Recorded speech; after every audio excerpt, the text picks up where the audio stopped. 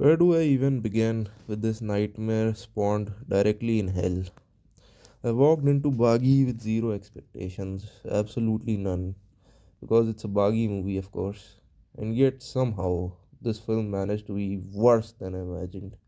It's almost impressive.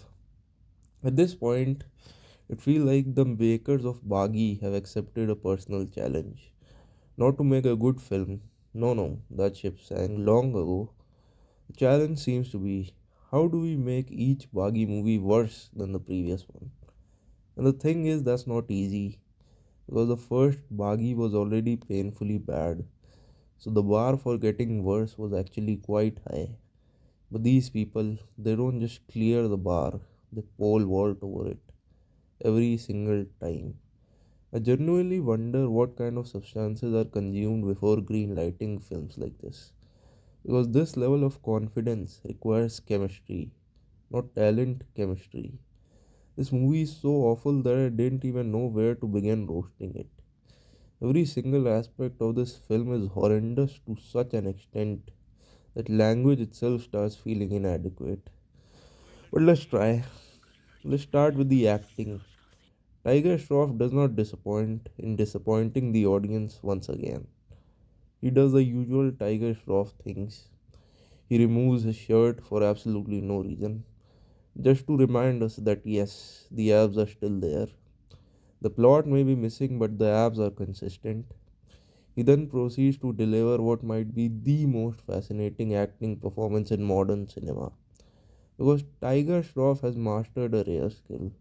He uses the same facial expression for every emotion. When he's angry, same face. When he's sad, same face.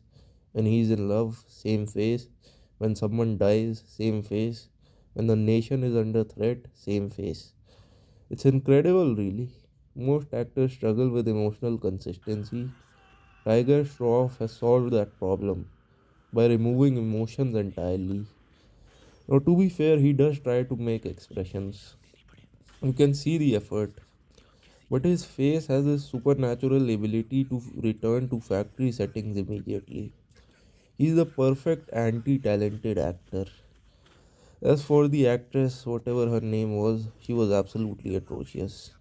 I won't even spend time on her because that would require me to care, and the movie itself didn't care, so why should I?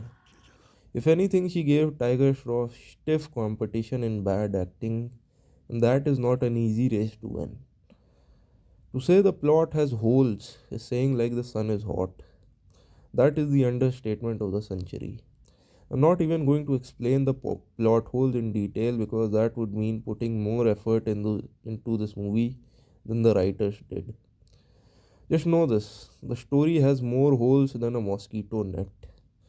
Actually, that's unfair to mosquito nets. Mosquito nets serve a purpose. The story doesn't. The narrative is so mind numbing that you can physically feel your intelligence leaking out.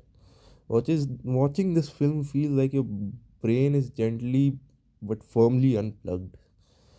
By the time the movie ends, your IQ reaches the same temperature as the North Pole in winter, not metaphorically, scientifically. Now let's talk about the action scenes. Physicists should receive a warning before watching this film. Caution, this movie contains scenes that completely reject the existence of physics. Gravity does not apply here, bones are optional, pain is decorative. People get hit by trucks, thrown through walls, smashed into concrete, and then get up like they tripped on a footpath. At this point, Tiger Shroff is not a human being, he's a cheat code. Enemies wait patiently for their turn to get beaten up. They attack one at a time, like they're following some kind of queue system. It's very polite violence. Watching Baghi 4 feels less like watching a movie and more like being mentally tortured. It was like a Saw movie, but instead of physical torture, the focus was entirely on psychological damage. The film does not entertain you, it tests you. Your patience, your sanity, your will to live. The victims of this movie will suffer long term trauma and will require therapy, possibly group therapy. I consider myself a seasoned veteran when it comes to watching terrible films. I have endured things no human should, and even I barely made it out of the theaters alive. So if you are feeling masochistic and thinking of watching Baaghi 4, let me say this very clearly. You deserve better. Watch Twilight instead. At least that movie knows it's ridiculous.